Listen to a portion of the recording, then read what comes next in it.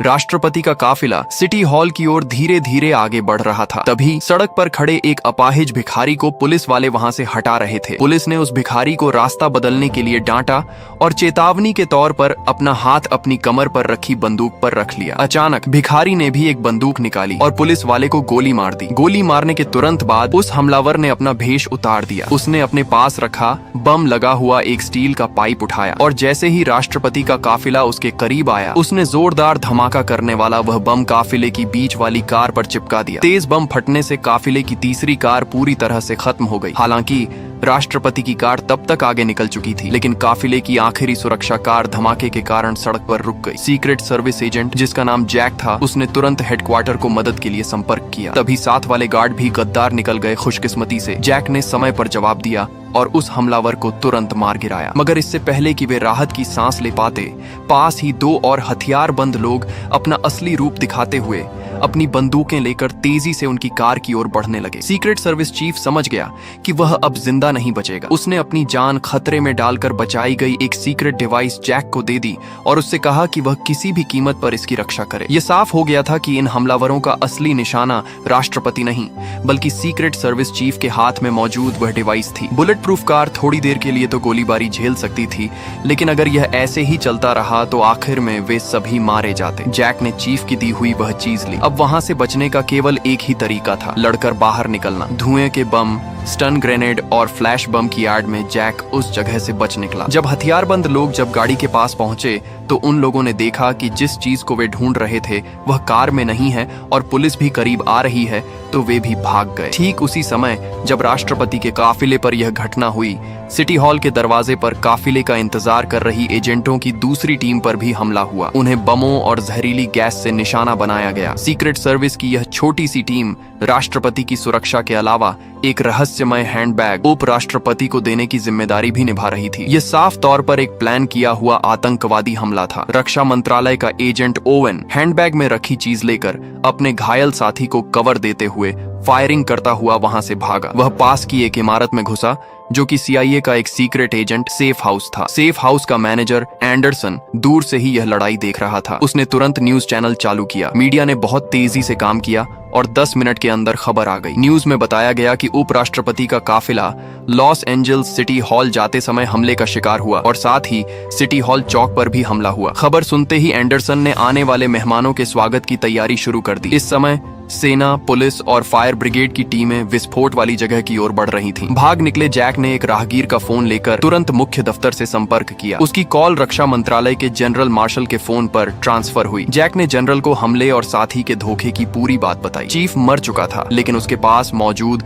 बेहद गुप्त जानकारी वाली डिवाइस अब जैक के पास थी। जनरल ने उसे एक रहस्यमय कोड बताया और आदेश दिया कि जैक और बाकी बचे एजेंट शहर के सेफ हाउस में जाकर इंतजार करें। जैक को समझ नहीं आया कि इतनी जरूरी चीज होने पर भी उसे मुख्य दफ्तर क्यों नहीं लौटना है, बल्कि एक अलग थलग सेफ हाउस में क्यों जाना है। जनरल ने कोई वजह नहीं बताई, बस एक पता बताया और तुरंत वहां जाने को कहा। साथ ही किसी पर भरोसा न करने की चेतावनी दी। जैक जानता था कि वह जिस चीज की रक्षा कर रहा है वह बहुत महत्वपूर्ण है, इसलिए जनरल की बात मानकर तुरंत सेफ हाउस की ओर चल दिया। जनरल ने कमांड सेंटर से लॉस एंजल्स सेफ हाउस के मैनेजर एंडरसन से संपर्क किया और 3 एजेंटों को अंदर लेने की तैयारी करने को कहा। सब कुछ प्लान के अनुसार ही हो रहा था। ठीक उसी समय जैक सेफ हाउस के नीचे पहुंचा। उसने जनरल द्वारा दिया गया कोड बताया। ओवेन भी अपने घायल साथी को लेकर यहीं पहुंचा था। ये तीनों ही जनरल द्वारा बताए गए एजेंट थे। एंडरसन ने उन्हें तुरंत अंदर आने दिया। तीनों अंदर आए। एंडरसन ने सबसे पहले घायल एजेंट की जांच करने वाली मशीन से जांच की। अच्छी बात यह थी कि विस्फोट आंसू गैस का था, जानलेवा नहीं। यह घायल एजेंट डैनियल न केवल ओवेन का साथी था,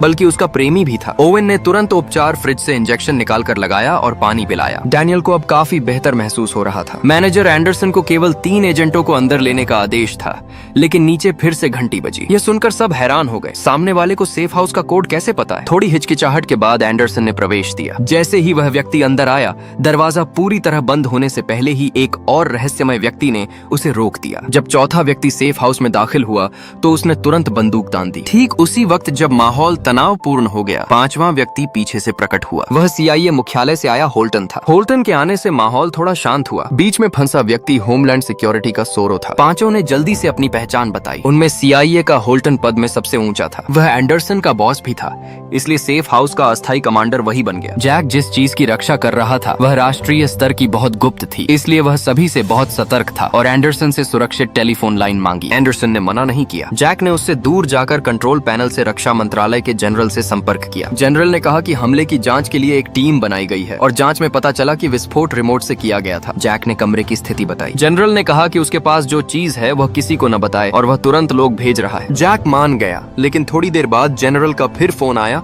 और इस बार सभी ने सुना। जनरल ने कहा कि पुलिस और नेशनल गार्ड ने आसपास 2 मील के इलाके के लोगों को हटा दिया है। इसका मतलब है कि वे सब इस सेफ हाउस में फंस गए हैं और अलर्ट हटने तक कोई बाहर नहीं जा सकता। जैक ने हैरानी से पूछा कि क्या इसमें वह भी है। अब कोई कुछ नहीं बोल रहा था, लेकिन जनरल ने CIA के होल्टन को अकेले फोन पर बुलाया। किसी को नहीं पता कि जनरल ने उसे क्या कहा, लेकिन इससे सबको शक होने लगा। अचानक कम्युनिकेशन कट गया। पूरे सेफ हाउस की बिजली बाहर से काट दी गई। सभी समझ गए कि उन्हें जानबूझकर यहाँ फंसाया गया है। वे दरवाजा खोलना चाहते थे, लेकिन मोटा स्टील का दरवाजा नहीं खुला। जैक बहुत शांत रहा। उसने होल्टन से पूछा कि जनरल ने आखिर में क्या कहा, लेकिन होल्टन ने कुछ नहीं बताया। बैकअप बैटरी सिर्फ रोशनी के लिए थी और फोन सिग्नल को भी बाहर से ब्लॉक कर दिया गया था। सभी एक साथ होल्टन की ओर देखने लगे। वे जानना चाहते थे कि जनरल ने क्या कहा। तब होल्टन ने जनरल की आखिरी बात बताई। कमांड सेंटर ने आज के हमले के विस्फोट सिग्नल को यहीं से ट्रेस किया है, यानी कमांड सेंटर को शक है कि हम में से कोई गद्दार है, इसलिए सेफ हाउस को अलग कर दिया गया है। जनरल की इस बात से आपस में शक पैदा हो गया। जैक सिर्फ अपनी चीज की रक्षा कर रहा था, वह मामला बढ़ाना नहीं चाहता था। गलतफहमी से बचने के लिए होल्टन ने कहा कि सभी एक दूसरे की नजर में रहें। आराम के बाद ओवेन का प्रेमी धीरे धीरे ठीक हो रहा था। डैनियल ने ओवेन से अभी की घटना सुनी। दोनों ने चर्चा कर इस मिशन के बारे में बताया। रक्षा मंत्रालय का ओवेन सिटी हॉल में राष्ट्रपति का इंतजार कर रहा था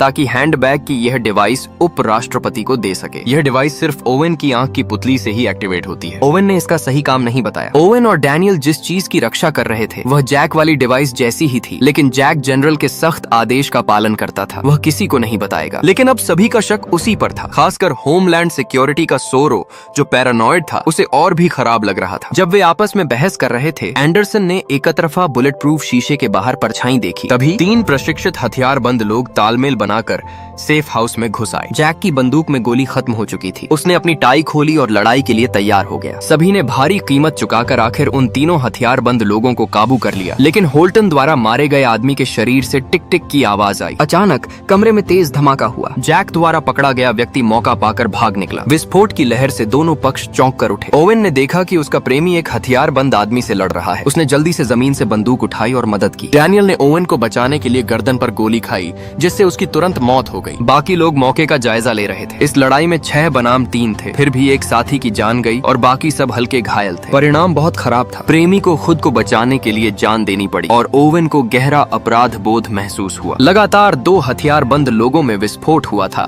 जिससे उन्हें समझ आया। उन्होंने तुरंत तीसरे मारे गए हथियारबंद व्यक्ति की जांच की। सच में उसके शरीर पर पल्स ट्रिगर बम लगा था। ट्रिगर गोली से टूट गया था, इसलिए विस्फोट नहीं हुआ। छत से लटकी 3 रस्सियां गायब थीं। यह साफ था कि वे मरने की तैयारी के साथ आए थे। इस समय सेना और पुलिस ने शहर के सभी लोगों को हटा दिया था। उनकी लड़ाई को कोई बाहरी मदद नहीं मिल सकती थी। हालात उनकी उम्मीद से ज्यादा बुरे थे। सभी ने फिर से जैक पर शक करना शुरू कर दिया, खासकर अभी प्रेमी को खो चुके ओवेन ने। उसने सारा गुस्सा जैक पर निकाला, क्योंकि वह हमेशा कुछ छिपा रहा था। जैक की सख्ती ने थोड़ी देर के लिए सभी को शांत किया, लेकिन अब वह निशाने पर आ गया था। एंडरसन ने ओवेन का साथ दिया तो उसे भी पीटा गया। दोनों का रिश्ता और करीब हो गया। एंडरसन की जिज्ञासा में ओवेन ने अपना अतीत बताना शुरू किया, लेकिन अचानक खिड़की से तेज आवाज वाला हमला हुआ। सभी आवाज रोकने वाले एक इंटेरोगेशन रूम में छिप गए। ठीक तभी दुश्मनों की दूसरी लहर पहुंच गई। उन्होंने जहरीली गैस को वेंटिलेशन पाइप में छोड़ा, फिर उपकरण कक्ष की ब्लॉकिंग को उड़ा दिया। 2 मास्क पहने हथियारबंद लोग छेद से तेजी से नीचे उतरे। पूछताछ कक्ष में लोग अचानक हमले में आ गए। उन्होंने गीले कपड़े से मुंह ढका और हथियारों के लिए स्टोर रूम की ओर बढ़े। बाहर भी धुआं भरा था। सभी सतर्क थे, लेकिन एक एक कर हथियारबंद लोगों के छिपे हुए हमले का शिकार हुए। इस दूसरी लहर में एक मारा गया तो विस्फोट हुआ, दूसरा बेहोश हो गया। एंडरसन ने उसके शरीर की तलाशी ली। बम नहीं मिला तो उसे बांध दिया गया। सेफ हाउस से भागने के लिए वे हथियारबंद लोगों द्वारा बनाए गए छेद से ऊपर चढ़कर देखने लगे, लेकिन ऊपर प्लास्टिक विस्फोटक लगा था। ट्रिगर होने पर सभी मर जाते। भागने का मौका फिर खत्म हो गया। अब उम्मीद सिर्फ इस गिरफ्तार किए गए हथियारबंद व्यक्ति पर थी, यह जानने के लिए कि यह सब किसने प्लान किया। सभी ने बारी बारी से पूछताछ शुरू की, लेकिन वह एक शब्द भी नहीं बोला। होल्टन की धमकी का कोई असर नहीं हुआ। सोरो आया तो उसने सवाल नहीं पूछा, सीधे हिंसा शुरू कर दी। सोरो के तरीके बहुत क्रूर थे। उसने उसकी एक उंगली तोड़ दी। मलबे में एक इलेक्ट्रिक शॉक गन मिली। सामने वाला अभी भी जिद्दी था। उसने बिना झिझके इलेक्ट्रिक शॉक दिया। उसका पूरा शरीर पसीने से तर हो गया, लेकिन वह मरने का इरादा लेकर आया था। शुरू से अंत तक एक शब्द नहीं बोला। ओवेन को डर था कि वह उसे मार न डाले, इसलिए उसने खुद पूछताछ की। ओवेन ने उसे आराम से पानी पिलाया और शांति से सामने बैठ गया। ओवेन का चेहरा बदलना तेज था। आखिरकार वह टूट गया, लेकिन सभी को हैरानी हुई कि वह उनकी पहचान अच्छे से जानता था। उसकी बात बम से ज्यादा चौंकाने वाली थी। ऐसा लगा जैसे कोई जानबूझकर उन्हें यहाँ कैद कर रहा है। मकसद साफ था, ओवेन और जैक की डिवाइस। ओवेन ने गुस्से में उसे जबरदस्ती आंख की दवा का इंजेक्शन लगा दिया। एंडरसन रोकने दौड़ा आया। दोनों का ध्यान हटते ही हथियारबंद व्यक्ति ने कान से जहर वाली ईयर वैक्स निकालकर मुंह में डाल ली। रोकने की कोशिश नाकाम रही। सभी को लगा कि एंडरसन की दखलंदाजी ने ही उसे मौका दिया। तुरंत परिचित टिक टिक सुनाई दी। सभी ने उसके शरीर की जांच की। पीठ पर वही बम था। एंडरसन ने पहले जांच में कहा था कि कुछ नहीं मिला। जिम्मेदारी पूछने का समय नहीं था। सभी तेजी से पूछताछ कक्ष से भागे। सबसे अहम सुराग फिर टूट गया। अब सबसे संदिग्ध व्यक्ति जैक से बदलकर सेफ हाउस मैनेजर एंडरसन हो गया। गुस्सैल सोरो ने बंदूक निकाली और रूसी रूलेट खेलकर सच उगलवाने को कहा। पास के ओवेन ने नहीं रोका। एंडरसन सेफ हाउस का मैनेजर था। दूसरी लहर के हथियारबंद लोग ऊपर इतना शोर मचा रहे थे, फिर भी उसे पता नहीं चला। साथ ही उसने कैदी को आत्महत्या का मौका दिया। इससे उसके इरादों पर शक होना स्वाभाविक था। शायद कैदी उसे बेनकाब न कर दे, इसलिए ऐसा किया। लेकिन पुख्ता सबूत के बिना आपस में लड़ना सबसे बेवकूफी भरा फैसला होता। इसलिए सभी ने एंडरसन की बंदूक छीन ली और उसे दूसरी मंजिल पर ताला लगा दिया। ओवेन ने हथकड़ी की चाबी पास के हैंगर पर रख दी। अब रात हो चुकी थी। होल्टन ने जैक को समझाया कि अब सभी एक ही तरफ हैं। छिपे हुए राज खोलकर ही दुश्मन का मुकाबला कर सकते हैं। जैक का मन डोलने लगा। होल्टन सही कह रहा था। जिंदा रहना है और बलिदान रोकना है तो एक होना होगा। इसीलिए उसने छिपाना बंद कर दिया। दरअसल जैक के पास मौजूद यह डिवाइस देश के परमाणु हथियार लॉन्च का मोबाइल हब थी। ये लाल बिंदु परमाणु हथियार वाले लॉन्चर थे और ओवेन के पास रेटिना स्कैनर डिकोडर था। दोनों मिलकर सीधे परमाणु मिसाइल लॉन्च कर सकते थे। इसकी गुप्त जानकारी सिर्फ राष्ट्रपति और उपराष्ट्रपति को थी। यही लगातार हमलों की असली वजह थी। मुख्य आरोपी उपराष्ट्रपति के काफिले और सिटी हॉल में नाकाम रहा, इसलिए वह जैक और ओवेन को इस सेफ हाउस में अलग करके दोबारा छीनने की कोशिश कर रहा था। सबसे बड़ा शक रक्षा मंत्रालय के जनरल मार्शल पर था। उसका कहा गया समर्थन यानी ये हमलावरों के ग्रुप थे। अब भागने की संभावना कम थी